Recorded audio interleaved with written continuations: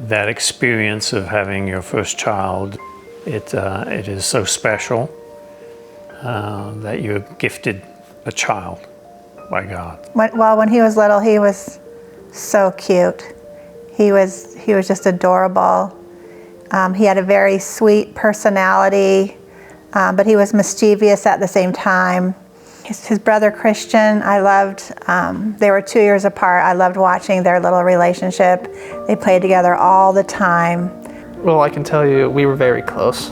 We were always hanging out together, always playing. I remember always Saturday morning, we were down in the basement playing games, doing all kinds of goofy stuff. He was really funny. He had all kinds of these sort of funny, childish personalities that he would put on just to mess with Mom. And it was really funny to watch.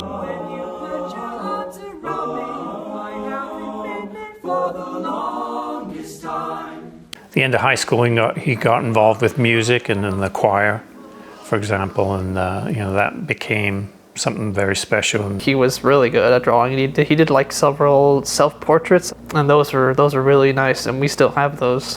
He actually got into track and became a pole vaulter when he was in his junior year, and developed, his physique was getting built up, and that led to him then, when he was an adult, he was very into lifting weights. As a young adult, we started noticing that he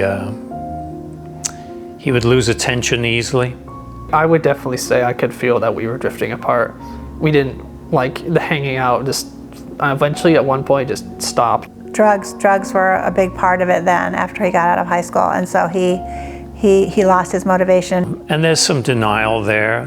There's also lots of things that are hidden from you as a parent.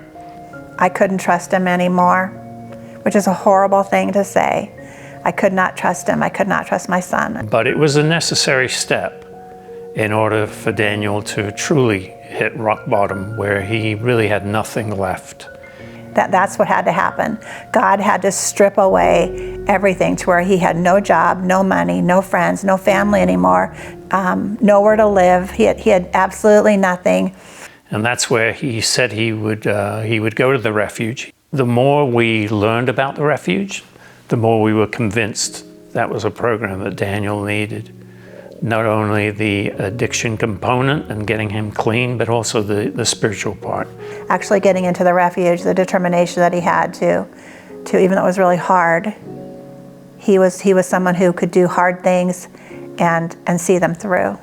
After he was in the Refuge, we stopped going to our other church and started going to Veritas to see him once we could see him. And I could tell that he was changing. He seemed much happier, and I saw he was making friends there too. I should have been watching the pastor myself, but I was watching Daniel. He was engaged. He was engaged with the people around him, but he was listening to the pastor. I saw change in him. Or before, we couldn't drag him to church for nothing. And that's when we started to realize that, we got our son back. He had been clean of drugs for probably the longest period of his life. And that became evident. His mind was becoming clearer. He was more attentive. And so it was a lot of joy for us to go and visit him.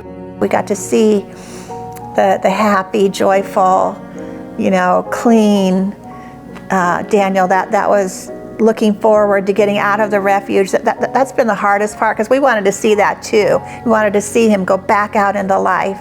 He would have graduated in April, and he died on January 13th. I think my words were, how is that possible?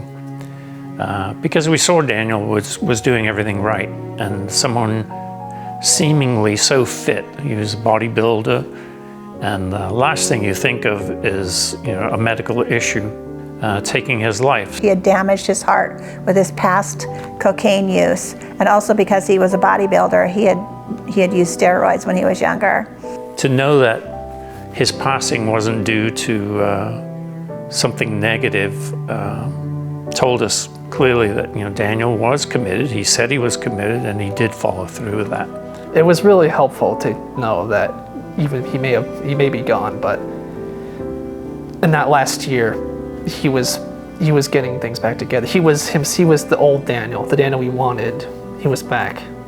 After Daniel's passing, we were blessed to receive a lot of the assignments and notebooks that he had at his time at Refuge. One particular assignment that is special to us is a letter that Daniel wrote in his own words that was being addressed to the old me, to the current me, and the future me. It says, Dan was someone who struggled with substance abuse for 13 years. It started off fun for him, but ended up ruining his life.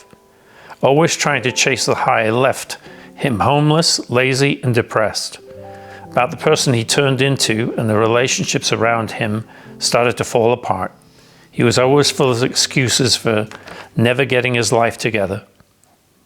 But if all the bad stuff he experienced never happened, he wouldn't have found Christ again. Letter to current me. I'm proud of how far I've come in recovery. This is my first time being sober for as long as I have since I was a teenager. I'm extremely grateful for the Refuge, my family and friends that have helped me on my journey so far. I have a relationship with Christ and a restored relationship with my family that means everything to me. I still struggle a little bit with self-doubt and the thought that I want to be able to keep this up, but staying in God's Word is helping me with that. I have forgiven myself for the past mistakes, and I believe I deserve a second chance. God is giving me the strength to keep going, and I have a lot of people on my side for support. I can't thank God enough for giving me the strength to keep going. Letter to future me. Future me hopes to live a sober, successful life. I hope to have learned from my mistakes and have gained wisdom to help others that might be struggling with similar things. I hope to be strong in my faith and a God-fearing person. I do hope to have a family as well and be someone who looks out for them and is reliable. I will tell myself to always remember the past, look back, and be proud of how far I've come.